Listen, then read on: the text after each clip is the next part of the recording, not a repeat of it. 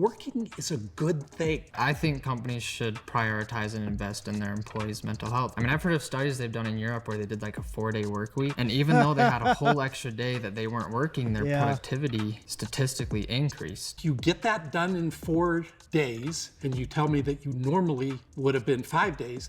I'd take that 5th day and I'd say, okay, so now what could you get done? Well, no. The boomer had it and then the boomer lost it. He ruined it. I was rooting for him right there. If you had all the money you ever needed, would you still work?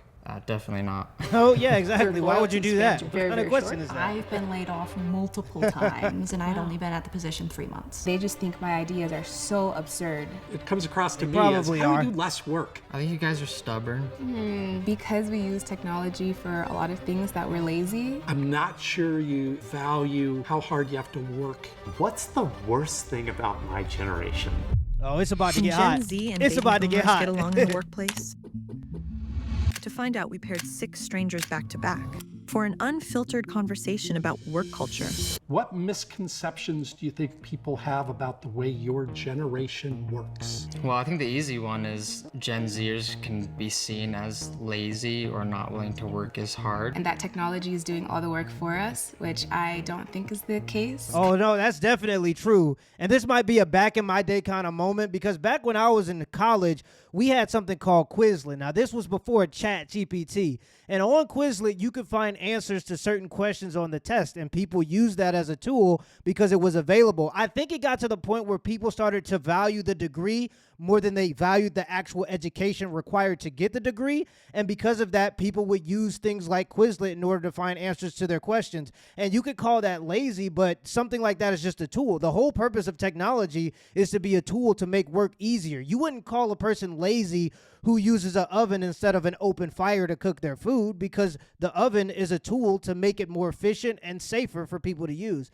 So just like any other tool, I think the Gen Z definitely is more likely to use those tools in order to get the results that they want. And it doesn't necessarily make you lazy, but it definitely makes the job easier. But that's the whole point. Kind of like a get in, get out mentality of like, I'm just here to get money and I don't care about anything else. I think it's just a little bit of a pushback against like companies that ask for a lot more work for the same amount of pay. Yeah. I don't feel like Gen Zers are lazy at all. I think they're full of ambition, but it's just in a different way. It's maybe more myopic. I don't know, like, not what's good for the company, but what works for me. The boomer generation and older people tended to place more emphasis on work and position and promotions and those kinds of things. I think the work-life balance is a little different now. Yeah. And we were like growing up, we were able to see that in our parents and grandparents and just how much they worked and how much stress that they were under. And I think a lot of us just don't want the pressure of that. Well, those people had, those grandparents and parents had families, so they had to do stressful things even if they didn't want to, so they worked harder to provide for those families. With Gen Z, they're less likely to have family, and if they do have family, they're starting a lot later in life.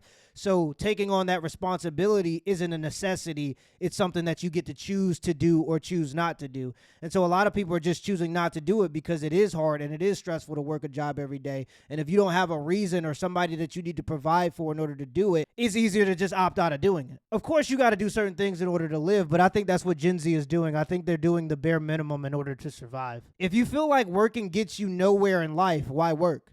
As Gen Z have a fear of being given way too much if we express too much curiosity and intelligence, I guess. And so Gen Z thinks that rebellion is intelligence. I understand where being rebellious our doesn't make you fear is with intelligent that. necessarily. I've seen that just as being female. Women feel like if they say no, that it's going to hurt their career. And so they say yes, yes, yes, yes, yes, yes, until they have way too much on their plate. It's very important to learn when to pull back. Nothing drives a boomer more crazy than when a younger person grabs the mouse or grabs their phone and says, let me do this for you. Someone said to me, no one would expect you to know Excel as well as you do because of your age and your gender.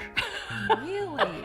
They said that to your face? Yeah, but it was just in fun. Gen Zers might not see that baby boomers do want to move forward with technology. We should probably be a little more patient and and understanding, like you said, like we grew up with this technology, and you guys like it came in the middle of your lives, and you've had to like adapt to it. Do you believe loyalty exists in the corporate world? No. Maybe less so in this day and age. Nowadays, it very much feels like this corporate greed. I've never felt like I needed to be loyal to a company for any reason. Being loyal to a company can get you to places to an extent, like climbing up the corporate ladder or making connections or keeping the connections you've had for a really long time. I wouldn't sacrifice my own morals or my own wants and needs for a company's. Yeah, why would you? Yeah, why would you be loyal to a company that's not loyal to you? And that's been made clear by the companies that they're not loyal to us during the AI boom and especially during globalization. Microsoft just fired thousands of people and they saved like $500 million last year just with AI call centers. There are entire cities and regions that were flourishing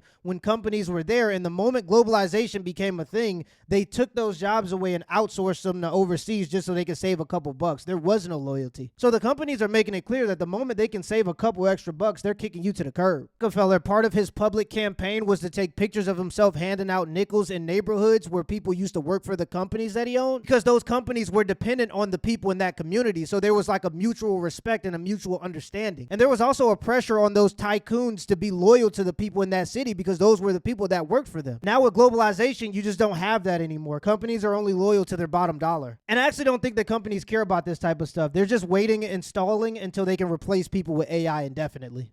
Resource to some of these bigger corporations. I go back to my earlier careers, and you really felt safe all the time. And as time moved forward through the 90s and the dot-com bubble and all the other things that started to happen, it felt more and more like it was the corporations were less loyal, therefore we will be less loyal. I feel like Gen Z feels that so hard. I've been laid off multiple times and I'd only been at the position 3 months. It's that Gen Z worry of being exploited or cut off with no notice that it's like, I don't want to put my everything into it. I have felt in the past when I've had to give a name and have someone laid off that I've been disloyal to that person. It's painful. I think Gen Z looks at layoffs as a lot more of an evil. You know, why can't that company be loyal to these employees? And I think boomers look at layoffs as, we've got a business to run. If we're not solvent, if we don't get our expenses under control, we're not going to be around to allow anybody to have any jobs. Job security is a hard and scary thing that a lot of people go through. Your job can now be taken over by AI. There is just no guarantee that your position is safe. I don't think people even have the opportunity to be loyal to a company if they even wanted to. And it's crazy because this has been an issue for a long time, but when artificial intelligence was replacing blue-collar jobs, nobody cared. And now that it's replacing white-collar jobs, is all of a sudden something that's all over the headlines. Do you think your generation has it easier than mine? No. No, we're the ones that, walked uphill 10 miles in the snow to school. I think as far as a career goes, I think that boomers had it a bit harder than Gen Zs. I think there was more demand on them, on their time. It was so much less flexible. I would argue that the job market is a little bit harder now. Like going to college and getting a degree, it doesn't pay off as much as it used to. Yeah, it's because it's entry-level inflated. jobs they can't get because they don't have the experience. Yeah, that's because it's inflated. Because there's such a focus on white-collar jobs and there aren't as many blue-collar jobs where you could just put a nut on a boat and make enough money to provide for a family. Because there's so many more white-collar jobs, it makes it so that you have to focus more on college degrees. But now, college degrees have been so inflated that it's no longer the people who are the best and the brightest that are doing the college degrees. Now, people are getting college degrees in underwater basket weaving. The inflation of college degrees make it so that they're less valuable. And the focus on the piece of paper instead of the education made them devalue even quicker. A recession in That's true. 1980 and 1981, but then we had the Great Recession in 07 and 08, and we were going, everybody's shutting down, there's no jobs, what are we going to do? So I think every generation goes through these waves. Right now, I'd agree, job market's a bit rough. I do think people think that this generation has it easier because of all of the advancements, but I don't think it's easier. There's like this pressure to make 6 figures by 22 and graduate in 4 years, and you have to do all these things while you're young. And I think that we're just always worried about not being good enough or not. I think that's part of it too. I think that Gen Z grew up watching 22-year-olds become multimillionaires. And so they think at any moment, if I just make this one TikTok, I'll be a superstar. To become a superstar, you used to have to move to Hollywood, do cocaine, and sleep with the right person. Now all you got to do is record a TikTok and you might be the next Kai Cenat. And I think the idea that you could get rich quick at any moment makes it harder for you to be okay taking on the responsibility of a job, especially a lifelong job. But Gen Z has to understand that the average age for a millionaire is 55 years old. Becoming a millionaire is much more of a long process becoming smart with money. That's what it mostly is. Do you think companies owe their employees anything beyond a paycheck? Yeah, a paycheck is great, but you're telling me I can't take a day off because I'm tired or I'm sick. Like, I think sometimes employers think that they own you and they forget that you're human. I just wish there was more of a work-life balance, and I think employers could aid to that by being a little bit more understanding and compassionate. I think companies should prioritize and invest in their employees' mental health. I mean, I've heard of studies they've done in Europe where they did like a 4-day work week, and even though they had a whole extra day that they weren't working, their productivity statistically increased. 4-day work week, terrible idea. Yeah, wouldn't that be amazing? During COVID, there were a bunch of articles coming out saying that working from home was making you more productive. And I know people who work from home. They're watching Netflix while they're at work. I think with the pressure for companies to focus on mental health, if a company found that they could give you a 4-day work week and still get the same productivity, they would probably do it. Idea. Working is a good thing. You know, to think that, well, how do we taper it down? How do we do, it comes across to me as, how do we do less work? I don't think it's that good for society. If I can work a 4-day work week and get just as much done as I would in a 5-day work week, I would think you're a magician. If you get that done in 4 days and you tell me that you normally would have been 5 days, I'd take that 5th day and I'd say, okay, so now what could you get done? Well, no. The boomer had it and then the boomer lost it. He ruined it.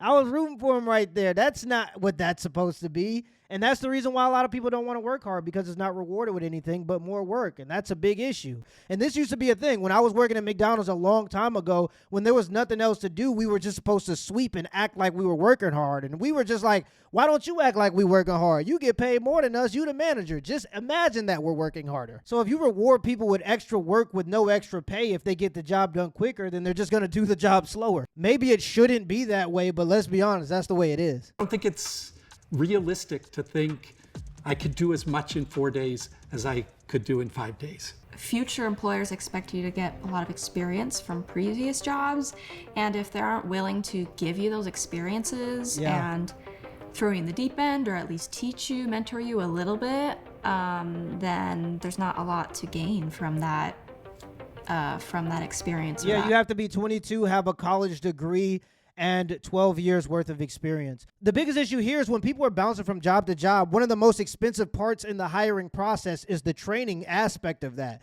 And so because people don't have job loyalty and they're bouncing from job to job, why would I waste all of these resources trying to train you in this job if you're only going to be here for 3 months? And I think that there's been so many losses in job training that now jobs are like, oh, we just want people that have experience. And I think that's going to be a problem with companies not being willing to invest in the youth, because when you're younger, you're not valued based on your experience. You're supposed to be valued based on your potential. And here's a hack. If you're young and you want to find opportunities for yourself, be aware, be energetic, and don't procrastinate. Those types of people attract good opportunities. Position. Yeah, I would agree. A lot of the people I manage are entry level, and I feel like it's my job to launch them. Yeah. Whatever their career goals are, even if they're outside of what they're currently doing or outside the scope or whatever, I want to help them get there. And I feel like that's what employers really do owe their employees besides the paycheck. So I'm a hard yes that companies owe a lot more. If you look at what motivates employees, money and the paycheck are really far down on the list. Bullshit. You know, so for somebody Bullshit. to feel valued at work, to feel that they get the recognition that they deserve, not only from their boss, but from their boss's boss and their peers, is huge. No, it's a horrible take. I hate that. Companies, don't give your people pizza parties. Give them a pay raise. If you want me to feel more valued, pay me more. Don't give me no pizza party. That sounds like something that a person who owns a major company said in order to not pay people more. Recognition or just making that known and nothing beyond that almost doesn't really mean much to me. If I'm looking at this company and let's say that project I did made all this money to them, like I would almost want to see like a little piece of that. One of the challenges with money Yeah, that's is it not is happening. so short term. So if somebody comes and says, hey, here's $100 for that project that you completed, or $1,000, whatever it is, you're pretty happy, but you're happy for about a week, and then you spent the money and you've kind of forgotten about that. I think regular recognition, where inside you know, my boss values what I do, he or she values the contribution that I make, I think that's something that creates a whole lot more loyalty between a company and an employee. Nah, give me the $1,000. I don't know what he talk about. This man is tripping. Yeah, he tripping. My loyalty can be bought. If I call the light bill people and say, oh, I ain't got it this month, but I got some recognition for you, I'm going to be lighting candles before 6 p.m. The day I can pay my bills with recognition, that's the day I'll take recognition over money. Do we owe those employees something more than a paycheck? I absolutely think we do, and I think they're going to come to expect it more. And I think companies Owe them and recognition. people that manage teams need to step up and deliver those things. What motivates you more, money, passion, or stability? The thing that motivates me more than anything else is seeing the people around me thrive. The passion of the people around me is what drives me. At least at this point in my life, super easy, I'd jump to passion. I think that's the thing that from day one can be motivating to, you know, the day they put you in the ground. Guarantee you this guy already has a house. His family, his kids are probably already adults. His wife maybe have already divorced him, so all he has to do is to live to work. And that's why he's like, oh, he's passionate. But I think that this is one of the worst things you could do, especially to Gen Z. I think that Gen Z was told too much that they should care more about the passion. Gen Z was told that they should do what they love, and I don't think that that's the case for anybody. I think most people aren't doing what they love. I think most people are doing what they have to do in order to survive. Being passionate works if you have a career, you do charity work, or you work based on commission. But most people don't have careers. Most people have jobs. It's something about it that just sounds like company psyop. You think I'm working at Amazon warehouse for the love of the game? Pay me more. Passion to be the driver, but the way that the cost of living is just so expensive, it's like I kind of have to put that aside and really just be money driven. If I had more money, I could have a house. I feel like I could provide more for a family. I think that, I guess this is getting into kind of another topic, but I just think like my value as a man is somewhat tied to the amount of money I have. It just opens a lot of doors that I may not have access to right now. And it's not only that way in society, it's also that way with your family and with any woman that chooses to date you. How much money you make as a man is definitely going to matter to most people, most women. And what you do as a career, as a man, matters to a lot of people. That is true. I like this one. This is a fun question. You ready to rock? I'm scared. No, don't be scared. I got you. In the most unfiltered, uncensored way possible, what's the worst thing about my generation?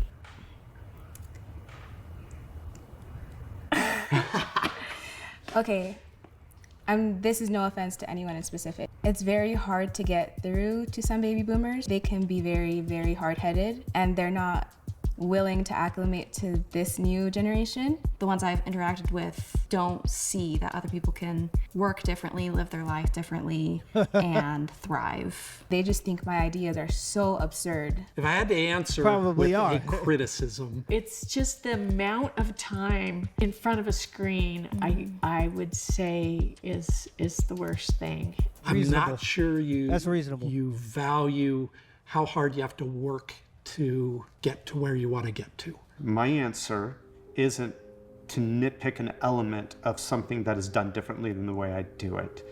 It is in the idea that I'm not convinced that the generation and the people that I'm speaking of, and again, same thing with you, I'm speaking in generality, right? believes that they can do more, believes it's not about that if they can find a way to take a bigger risk. I agree. I think Gen Z is so focused on mental health that they're not willing to challenge themselves sometimes, and they're not willing to do things that require mental fortitude. But going to like the problem with the boomers, I think part of the problem with the boomers is they think that they understand the current circumstances and that they're right about things because they own a home. And they think they own that home, and they are right partially. They think they own that home because they worked hard when really it was just easier in that time to do it. Part of their flex is, I bought this house for 50 grand. Now it's worth $500,000. People used to retire, move to Miami, and get a condo. Boomers are retiring into bigger homes. I think the world has changed a lot since boomers were young, and they refuse to accept that, but they're holding on to the positions of power that could potentially change that. And absolutely change everything because of the way they use technology and because of the things that they do. Just the beginning of that pursuit, even when it goes completely awry and completely wrong, is worth it, so that you're never second guessing it and you don't leave this life with any regret. Okay. Hello. You are not what I imagined at all. Hello. You're so pretty. I love your hair. I assume that you're comfortable and you should focus on, these deep value things when at your age, this is kind of Maslow's hierarchy. You're looking at, but wait a second, am I going to make enough money to have a viable career? Am I going to be able to buy a house? Can I buy a engagement ring for my girlfriend? Yeah. And I think that, for people that are older, we need to pay attention. The craziest part is I think things are going to continue to be expensive, and I think they're going to get more expensive because regardless of how much people complain about the economy, when I go to restaurants that are expensive, too expensive for the average person, it's still packed with pretty much average people. The only way we can get to these corporations who are charging us more and giving us less is if we stop buying. And I think people are starting to realize that and become a little bit more frugal with their money. I'm just always astonished to see people complain about money and the economy, but then care so little about the money that they have